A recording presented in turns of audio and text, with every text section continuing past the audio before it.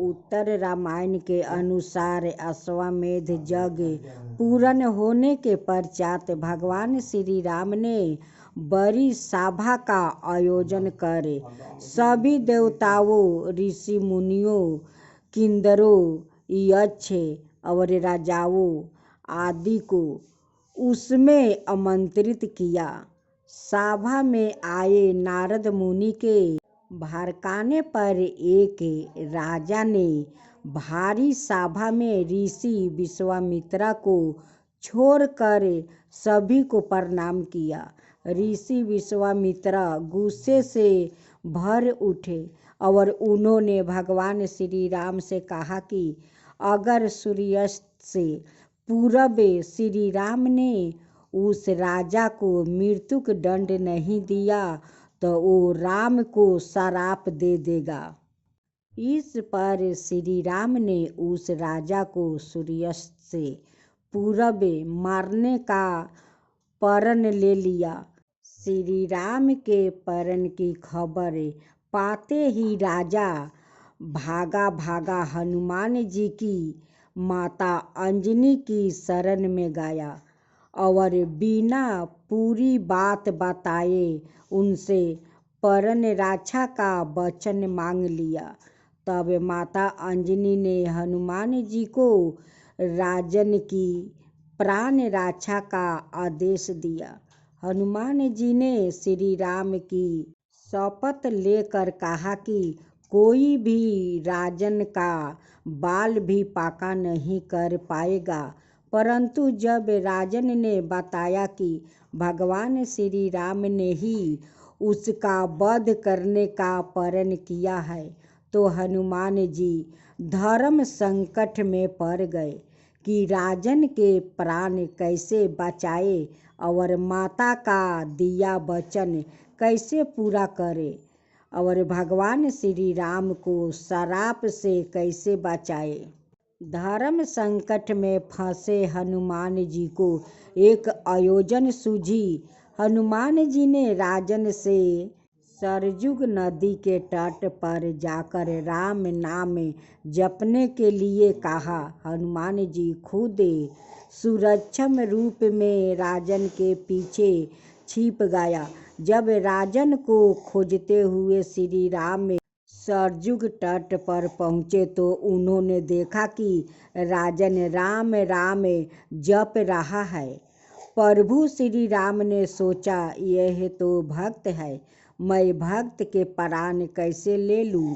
श्री राम ने राजा भवन लौटाकर ऋषि विश्वामित्र से अपनी दुविधा कही।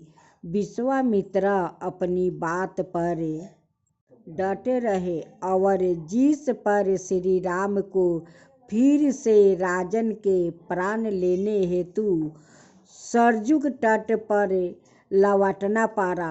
अब श्री राम के समक्ष भी धर्म संकट खड़ा हो गया कि कैसे वो राम नाम जप रहे हैं, अपने ही भक्त का वध करे। राम सोच रहे थे कि हनुमान जी को उनके साथ होना चाहिए था, परंतु हनुमान जी तो अपने ही आराध्या के विरुद्ध सूक्ष्म रूप से एक धर्म युद्ध का संचालन कर रहे थे। हनुमान जी को यह गाता था कि राम नाम जपते हुए राजन को कोई भी नहीं मार सकता, खुद मर्यादा पुरुषोत्तम राम भी नहीं। श्री राम ने सरयुग तट से लौट कर राजन को मारने हेतु जब शक्ति बाण निकाला तब हनुमान जी के कहने पर राजन राम राम जपने लगा। राम जानते थे राम नाम जपने वाले पर शक्ति बाण असर नहीं करता। वो असहाय होकर राजभवन लौट गया। विश्वामित्र उन्हें लौटा देखकर श्राप देने को उतारू हो गए और राम को फिर सरयुग तट पर जाना पड़ा।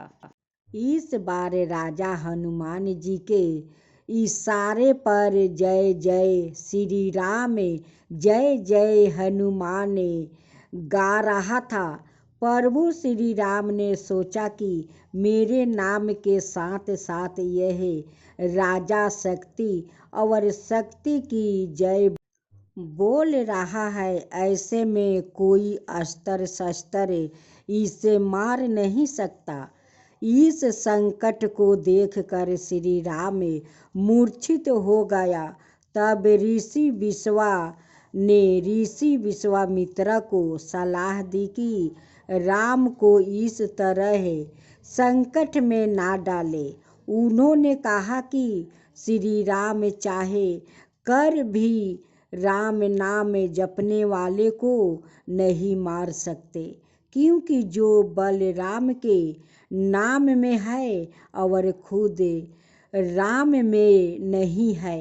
संकट बढ़ता देखकर ऋषि विश्वामित्र ने राम को संभाला और अपने वचन से मुक्त कर दिया।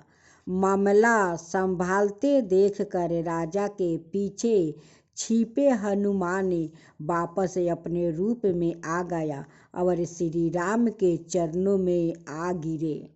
तब प्रभु श्री राम ने कहा कि हनुमान जी ने इस प्रसंग से युद्ध कर दिया है कि भक्ति की शक्ति सदाए आराध्या की ताकत बनती है और सच भक्त सदाए भगवान से भी बारा रहता है।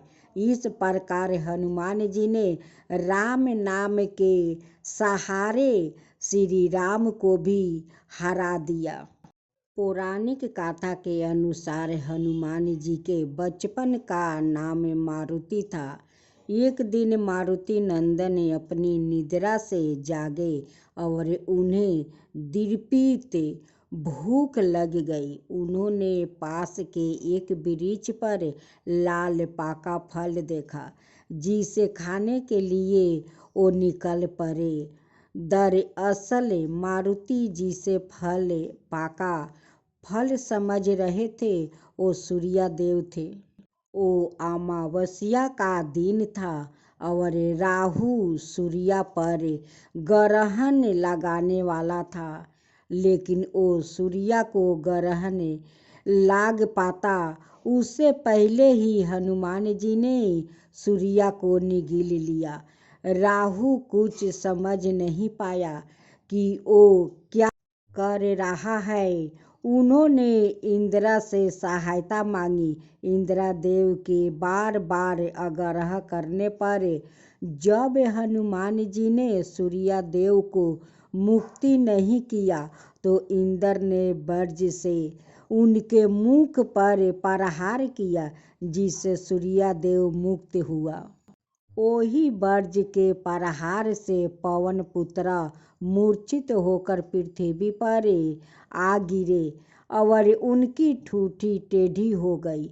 जब पवन देवता को इस बात की जानकारी हुई तो वो बहुत क्रोधित हुआ। उन्होंने अपनी शक्ति से पूरे संसार में वायु के प्रवाह को रोक दिया, जिसके परिणाम स्वरूप पृथ्वी पर जीवों में तराही तराही मच उठी।